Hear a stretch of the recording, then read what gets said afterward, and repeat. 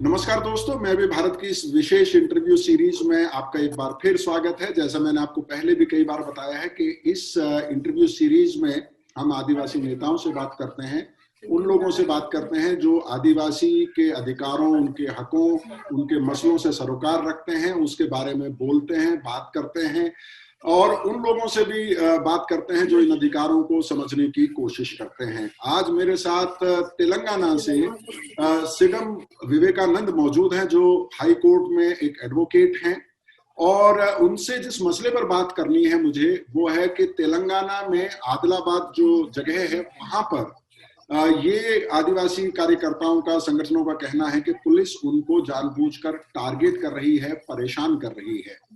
ऐसे लोगों को परेशान कर रही है जो आदिवासी अधिकारों से जुड़े हुए आंदोलन में हिस्सा लेते हैं, उनकी आवाज को खामोश करने की कोशिश की जा रही है। ये कहना है आदिवासी कार्यकर्ताओं का। अब वहां पर जो आदिवासी नेता हैं, आदिवासी संगठन है, उनका। पुलिस का दावा यह है कि ये लोग उस इलाके में माओवादी गतिविधियों में शामिल हैं और शांति भंग करने की कोशिश कर रहे हैं। विवेकानंद से हम ये समझने की कोशिश करेंगे कि पूरा मसला क्या है। बहुत बहुत स्वागत है आपका सिडम विवेकानंद हमारे कार्यक्रम में। थैंक यू सर, आपका भी धन्यवाद जी। तो ये पहले देखे तो ब्रीफली नया थोड़ा सा अपने बारे में और ये पूरा क्या मामला है उसके बारे में हमें बताइए। ठीक है सर, मेरा नाम सिडम विवेकानंद है। मैं तेलंगाना हाई कोर्ट में मैं प्रैक्टिसिंग एडवोकेट है। ये देखे तो मैं 2010 से 2015 तक मैं उस्मानिया यूनिवर्सिटी में आदिवासी छात्र संगठन में मैं भी एक नेता था। बाद में वो मेरा कोर्स खत्म होने के बाद मैं 2015 दिसंबर 16 में मैं एडवोकेट्स में हाई कोर्ट एडवोकेट में एनरोलमेंट हुआ है। बाद में मेरा हाई कोर्ट में आदिवासी इश्यूज को लेकर, समस्या को लेकर मैं उनके खिलाफ मैं लड़ रहा। देखिए, नया राज्य बनने के बाद तेलंगाना गवर्नमेंट में 4 लाख आदिवासियों को पोलवरम प्रोजेक्ट से नाम पे उन लोगों को डुबाया। उन लोगों को डुबाने के बाद उन लोगों को आंध्रा में उन लोगों को, यहाँ का तेलंगाना का लोगों को वहाँ आंध्रा में शिफ्ट कर दिया है 4 लोग का। और देखे तो इन लोगों स्टेट गवर्नमेंट केसीआर सरकार ने आदिवासी के लोगों से खिलाफ उसका निर्णय पूरे पॉलिसीज पूरे अगेंस्ट है। यहाँ का लोकल आदिवासी के नाम पे हरितहारम बोल के एक जंगल में नए प्लांटेशन करने के लिए पेड़ प्रोग्राम लिए जा रहे हैं। उस कार्यक्रम में बहुत सारे 10 साल से 15 साल से उन लोग वहां पे खेती बाड़ी करने लोगों का भी जमीन खींच रहा है यहाँ का गवर्नमेंट। और एक क्या है बोल तो यहाँ का आंध्रा तेलंगाना में हमको स्पेशल एक्ट है 170 एक्ट बोल तो लैंड ट्रांसफर रेगुलेशन एक्ट बोल तो यहाँ का आदिवासी का जमीन दूसरा नॉन आदिवासी लेना हक नहीं है। वो अभी देखे तो वो पूरे बहुत सारे यहाँ का जमीन अभी देखे तो हमारा तेलंगाना में 4 की 5 इससे पहले जिलास में हमको 5th शेड्यूल एरियाज था, आदिलाबाद, खम्मम, वरंगल, महबूब नगर। इसमें देखो तो अभी क्या हुआ बोल तो वो 2016 में नया जिला बनाया। उसमें क्या हुआ बोल तो इन लोगों को पूरे डिवाइड कर दिया है। जब ब्रिटिश काल में जब ब्रिटिश गवर्नमेंट ने आदिवासी, जब ब्रिटिश इंडिपेंडेंस काल में जब ब्रिटिश गवर्नमेंट में कैसे डिवाइड करके पालन करा कि अभी भी यहाँ का स्टेट गवर्नमेंट आदिवासी जिला पर नाम के उन लोगों को नया डिस्ट्रिक्ट बना के उन लोगों को अभी भी प्रॉब्लम कर रहा है। और यहाँ का क्या स्टेट गवर्नमेंट निर्णय ले रहा है, नया नया निर्णय पूरे वो आदिवासी को अगेंस्ट है, आदिवासी को पॉलिसीज को पूरा अगेंस्ट है।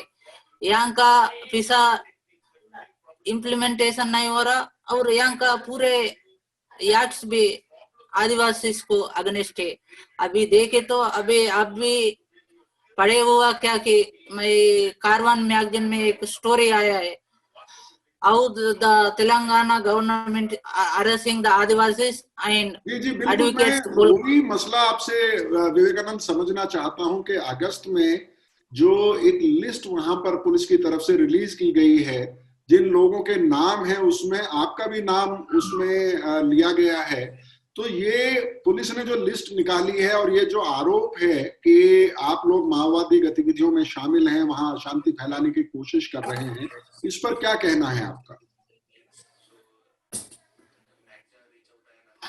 अभी देखो सर, मार्च में ये संगठन शुरू हुआ है वहां का आदिलाबाद डिस्ट्रिक्ट में। आदिलाबाद में देखे तो अभी 4 डिस्ट्रिक्ट बनाया है, इससे पहले एक ही डिस्ट्रिक्ट था वहां पे। या भी देखो उसमें कुमरम भीम डिस्ट्रिक्ट, मंचराल डिस्ट्रिक्ट, निर्मल डिस्ट्रिक्ट, आदिलाबाद डिस्ट्रिक्ट बोल के 4 डिस्ट्रिक्ट उसमें बना गया है। उसमें बहुत सारे 90% आदिवासी लोग रहता। उसमें देखे तो वो मार्च में शुरू हुआ है। मार्च में उन्होंने लेबर के जैसे उन लोग छत्तीसगढ़ से रहने वाले माओवादी या तेलंगाना बॉर्डर एरिया डिस्ट्रिक्ट में आके उन लोगों का काम कर रहा बोल के उसको इंटेलिजेंस रिपोर्ट आया बोल के वहां का आदिलाबाद का एसपी विष्णु वारियर ने अगस्त 20 तारीख की क्या क्यों ना लिस्ट रिलीज कराए। उस लिस्ट में देखे तो आदिवासी छात्र संगठन का स्टूडेंट्स का नाम है और एक दो टीचर का नाम है और दूसरे आदिवासी संगठन का नाम है। वो बोल रहा है कि वहां का एसपी उन लोगों को सहाय कर रहा है, उन लोगों को वस्तु उन लोगों का खाना पीने का सप्लाई कर रहा बोल के हमारे ऊपर आरोप लगाए। बाद में आरोप लगाने के बाद हम लोग भी बाद में एक प्रेस मीट लगा के हम लोग भी बोला हम लोगों के किसी से भी संबंध नहीं है, हम लोग इंडिपेंडेंटली आदिवासी राइट्स के लिए हम लोग काम कर रहा बोल के हम भी स्टेटमेंट दिया है। जब स्टेटमेंट देने के बाद जब हम लोग प्रेस मीट में बैठे हुए, जब भी हमको फोन करके डरा रहा आप कौन है मीटिंग प्रेस मीट लगाने वाले हमारे ऊपर, आप तो पॉलिटिकल लीडर भी नहीं है ना, आप कहीं को लगा रहा बोलकर हम लोगों को डरा दिया। जब डराने के बाद हम लोग भी साइलेंट होने के बाद क्या हुआ बोलते एक ऐसे इंसिडेंट बहुत ही सारे इंसिडेंट हुआ सर। एक आदमी को वहां के स्वयं विष्णु बोल को एक उटनूर तालुका में एक उसको इनकाउंटर करने के लिए लोग ट्राई कराए। वहां का सीआरपीएफ फोर्सेस, ग्राउंड फोर्सेस भी इनकाउंटर करने के लिए ट्राई करा। जब हम लोग उसको देख के हम लोग रोका दिया, उन लोगों के इनकाउंटर करने के लिए ट्राई करे तो हम लोग उसको रोक के उसको मारपीट कराए। मारपीट करने के बाद वहाँ हम लोग प्रेस में देके उसको थोड़ा बहुत हॉस्पिटल लेके गए। करने के बाद उन लोग पुलिस लोग आके हम लोग नहीं मारा, आपको एक 50,000 उसको देके आप साइलेंट रहे हो, कुछ भी नहीं बाहर नहीं बातचीत करना बोल के उन लोगों को बताया सर। ऐसे इंसिडेंट आदिलाबाद डिस्ट्रिक्ट में 5 की 6 इंसिडेंट हुआ। वो इंसिडेंट होने के बाद October 27 I think October last week में क्या हुआ बोलते, वरंगल डिस्ट्रिक्ट में मुलुगु डिस्ट्रिक्ट बोल के एक नया जिला बन गया। उसमें एक प्रोग्राम के लिए बच्चे लोग 4 बच्चे लोग, एक सिडम जंगदेव और एक दबगटला सुमन चंदा महेश, ये और एक बच्चा पामला रमेश बोल के, इन लोग आदिवासी छात्र संगठन काकतीय यूनिवर्सिटी वरंगल में रहते हैं। उसमें इन लोग छात्र संगठन का ऑर्गेनाइजेशन का मेंबर्स है। इन लोग वरंगल से मुलुगु जा रहा है। मुलुगु 4 बजे क्या कि निकल 4-5 बजे वरंगल से मुलुगु निकला है। मुलुगु में एटूरू नागराम बोल के एक गांव में रुका है। रुकने के बाद वो इन लोग ये बच्चे लोग वहां पे ये एटूर नागराम ताड़वाई में आया बोल के इन लोगों की इंफॉर्मेशन आने के बाद ये पुलिस लोग उन लोग सो रहा है 4 बजे।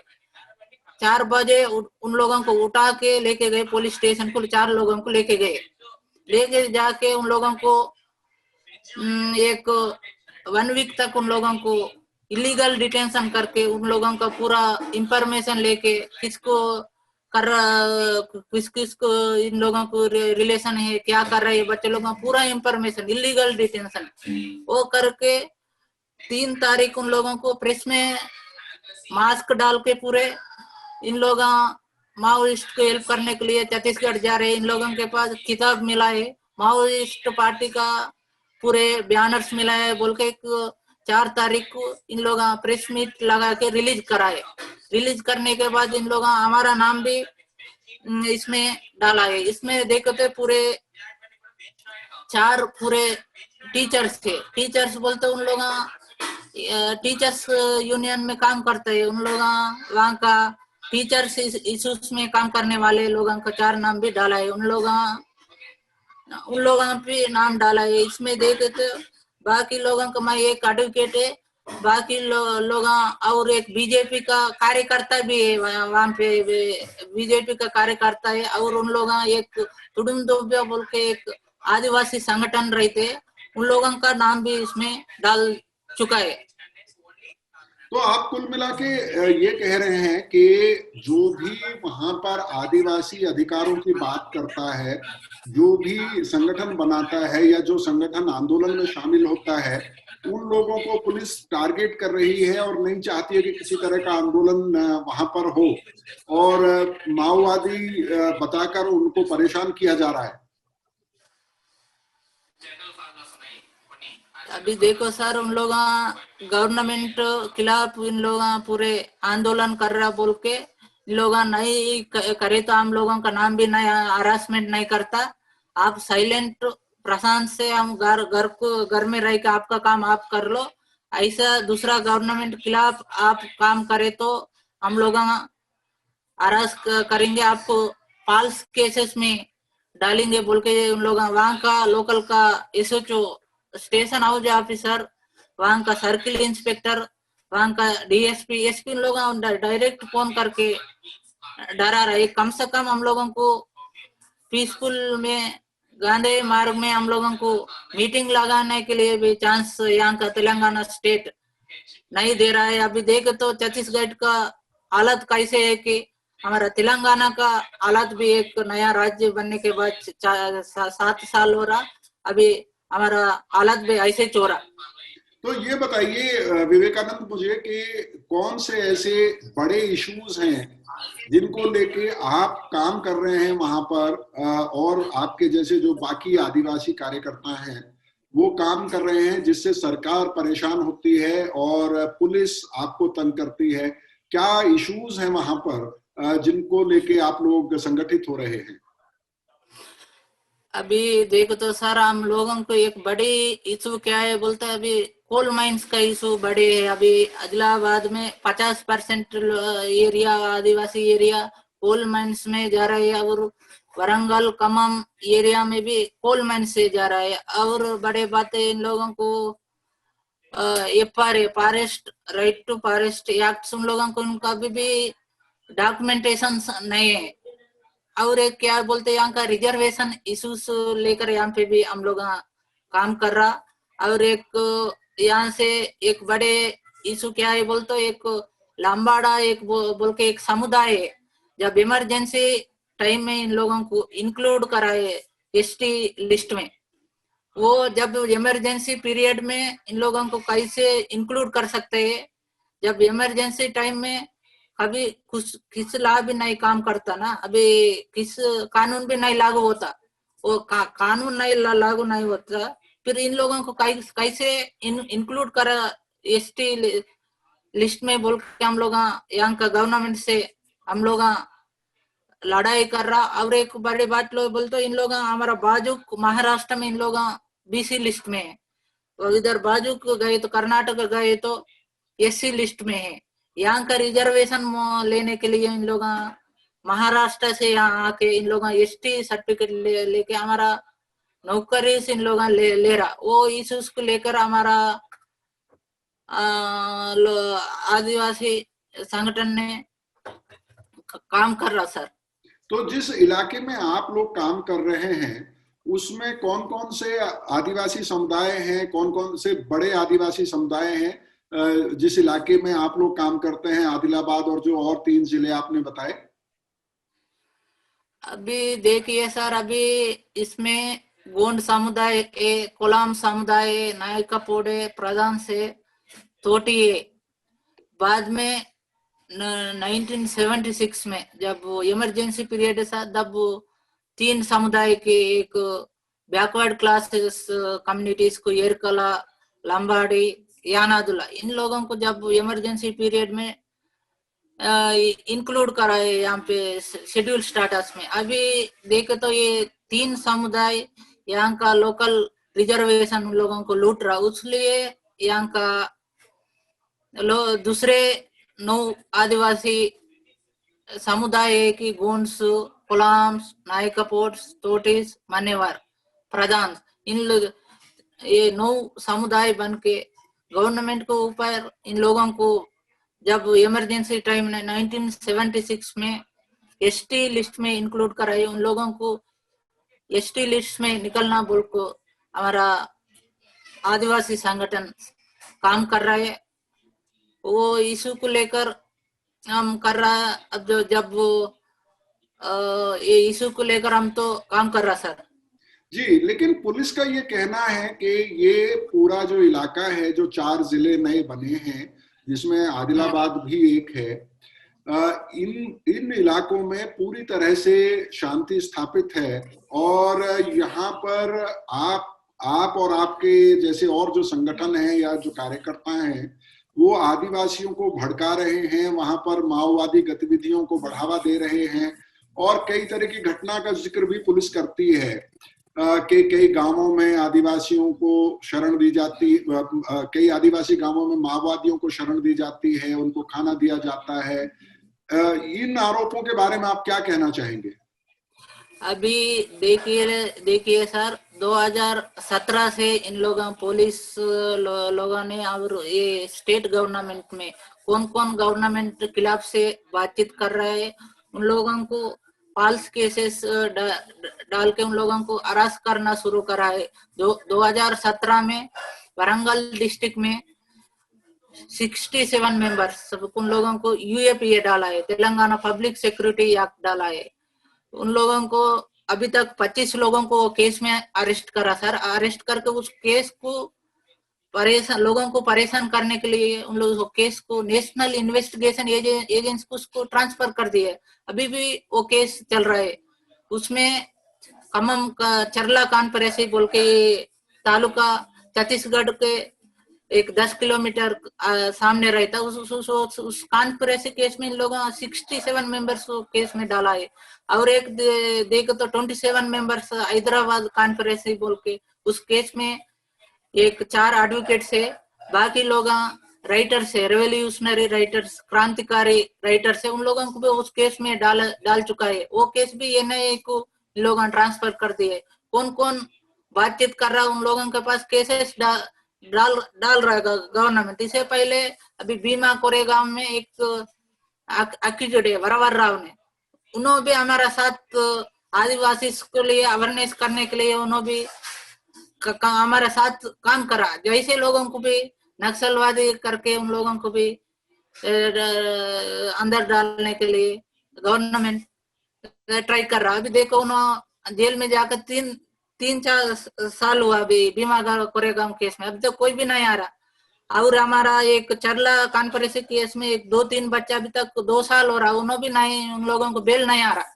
जी, तो आप ये कह रहे हैं कि जैसे भीमा कोरेगांव केस है उसकी तो काफी चर्चा हुई है, लगातार नेशनल मीडिया में भी ये मसला उठता रहा है, लेकिन तेलंगाना में बहुत सारे ऐसे आदिवासी हैं या आदिवासी कार्यकर्ता हैं जिनको पुलिस परेशान कर रही है, लेकिन जो आम आदिवासी है उन इलाकों में जो गांवों में रहते हैं, दूर दराज के पहाड़ी इलाकों में, दुर्गम इलाकों में रहते हैं, जो रिपोर्ट्स हैं ये बताया जा रहा है कि उनको भी परेशान करने की कोशिश हो रही है।